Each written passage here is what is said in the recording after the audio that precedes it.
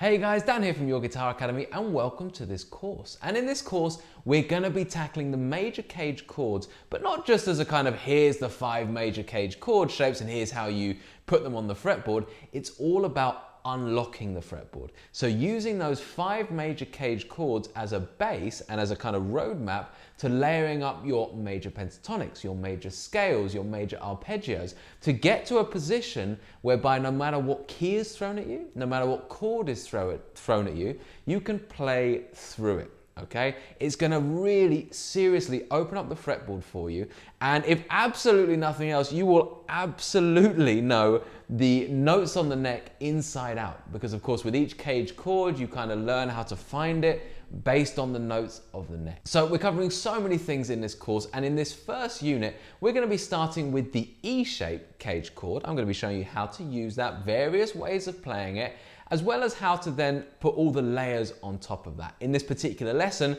we're simply going to start with the chord and the arpeggio, plus I'm going to give you a really cool insight as to where you will be towards the end of this course. So pick up your guitar and let's get started.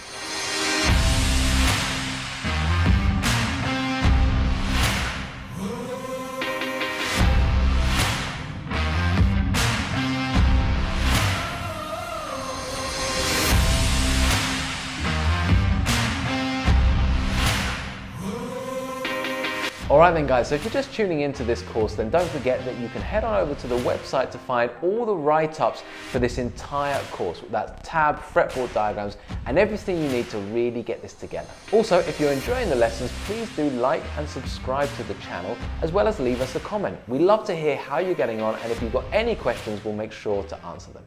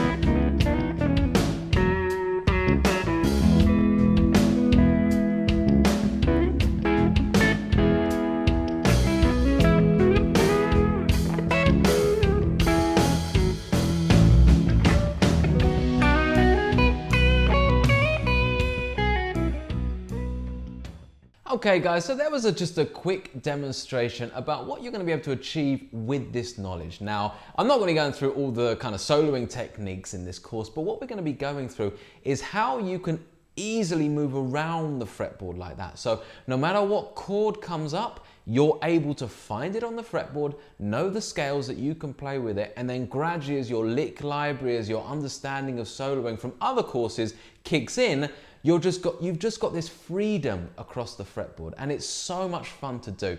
We're going to be working with that backing track for the entire course. It's a beautiful track. We'll talk about it more in a couple of lessons. But for now, we're going to get started in this lesson with the E-shaped CAGED chord. Okay, and we're going to learn this in C. Okay, so you will have all come across this CAGED chord, I'm sure. It's just your basic bar chord. Okay, so we've got this lovely shape, which probably for a lot of you guys is a total nightmare all to itself. You know, this is probably something where you spent months just banging your head against a brick wall, just trying to get this shape together. And I totally understand that. We've all been there. So what I'm going to do first is give you a few indications of how you can play this chord without having to use the bar, and just ways to do it, essentially.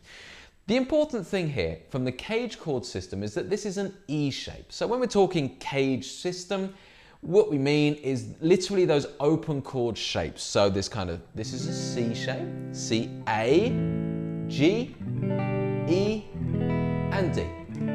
Okay, so these are the shapes that we're talking about, and literally all we're talking about is moving them up and down the neck. So if it's a D shape CAGED chord, it's fundamentally that shape, but you would just move it up and down the neck. Now, the trick in order to get this right and be able to master this is that you need to know your root notes. That's something we're going to be doing a lot here in this course, okay? So for the E shape CAGED chord, of course the E shape is based around the E string root note, okay? So we're going to be really getting to know our root notes on the E string in this unit. Okay, so hopefully a lot of you guys will already be quite familiar with that, but we're going to get really familiar with it essentially. So like I said, we're doing it in C. So what that means for me, if I want to kind of find this shape, if I want to create this shape, I need to first of all find C on the E string. I want to make a C major chord using the E CAGED shape. Okay, so don't get too bogged down in the terminology. Just at this point, just think C major chord based on the E string. So the root note of C on the E string is here, okay? So we've got A, B, C. Okay, so it's up on your 8th fret, all right? Now, if you're really unsure as to root notes, you know, then this is something you might want to come back to. This chords might be just one step too far. If you didn't even know that that was a C, as long as you can work it out for the moment, then we're all good, okay? So obviously E, F, G, A, B, C, okay? We're going to kind of learn by doing in this instance.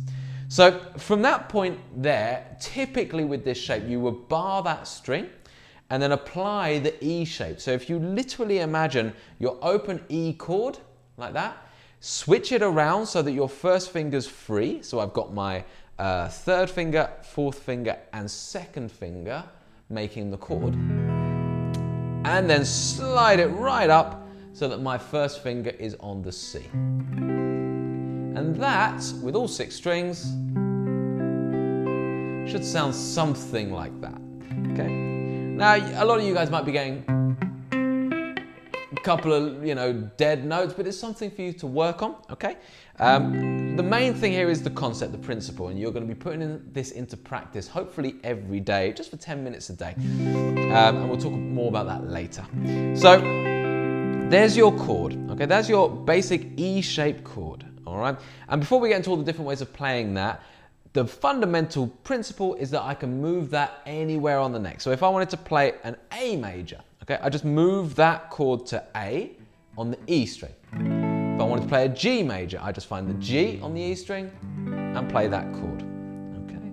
So they're the basics, okay? So you just move it around. It's the chord that has the E root notes, the root note on the E string.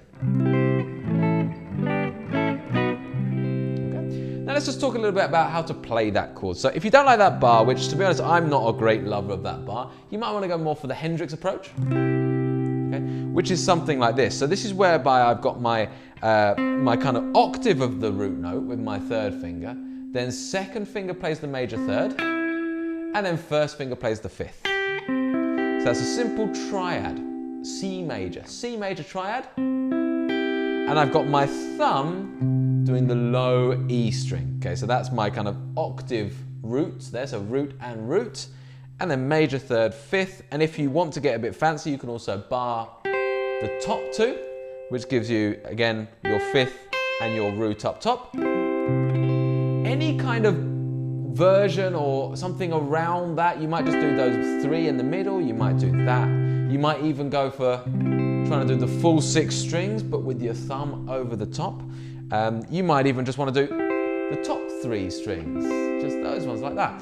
Whatever it is, I consider this to be the E shape CAGED chord, okay? So it's the major chord that you build from the root note on the low E string. Or potentially if you're doing the higher version of it, on the high E string, but of course they're mirrored, they're exactly the same. So there we go, you've got the chord and various versions of it, and I would try and just work with one or two of them, you know, maybe have a little play around. That's something you're going to see us doing in a couple of lessons time. But just for now, just get one that you're really comfortable with, that you think you can move around the neck relatively comfortably. And what we're going to do is the first layer that I want to add to that bass is going to be our major arpeggio, which is this.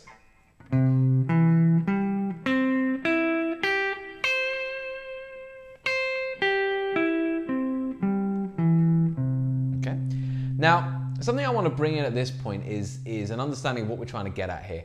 I'm not trying to get you guys to the point where you can shred through that, where warp speed, you can go through a major arpeggio. For me, it's not that kind of arpeggio. You know, you might, if you start to deal with major seventh arpeggios or more complex arpeggios, then maybe they're the ones that sound really cool in that kind of shredding, sweeping sense. But our purpose here for this guitar gym and this course is all about just knowing the shape and understanding where the notes fall in terms of your intervals. So root, third, fifth, root, third, fifth, okay? Because in the long run, what that's going to allow you to do is really add some focus to your soloing. Just by simply knowing that you're hitting the third, or the root, or the fifth, it means you can start to really define a chord change as you get to it. And that's going to be hugely important, isn't it?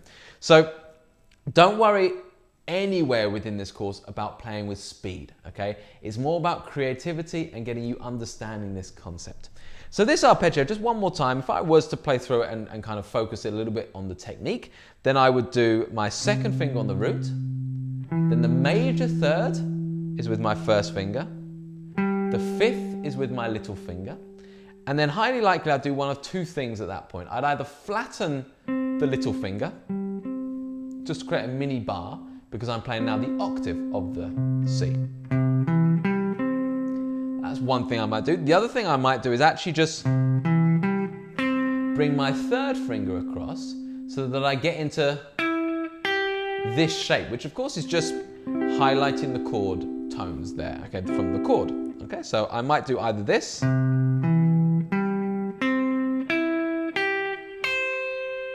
so there again at the bottom I've barred that, and I think I probably always would bar that. Or if I didn't want the little finger bar, because that's quite uncomfortable for a lot of people, including myself, I would probably do this.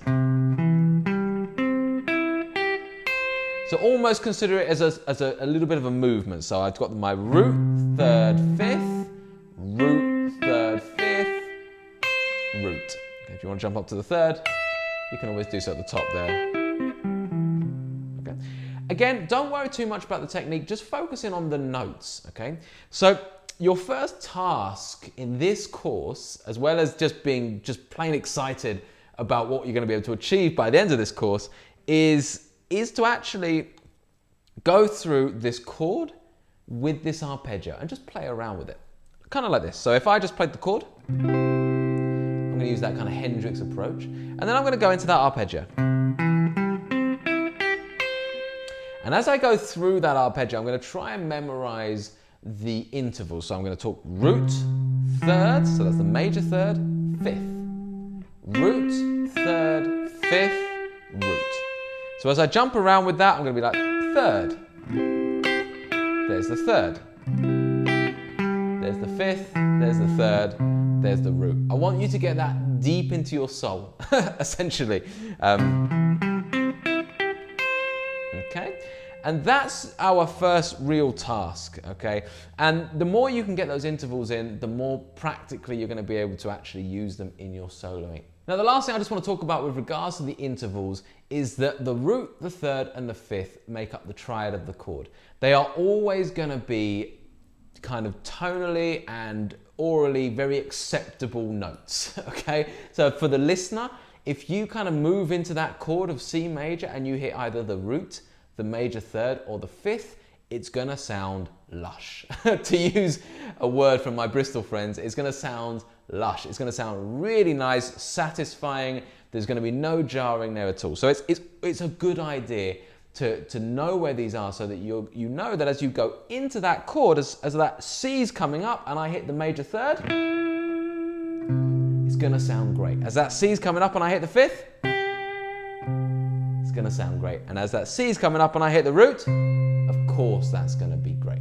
So there's your first task. Get that chord shape in C, in the position of C major, learn with that arpeggio, and come back for the next lesson.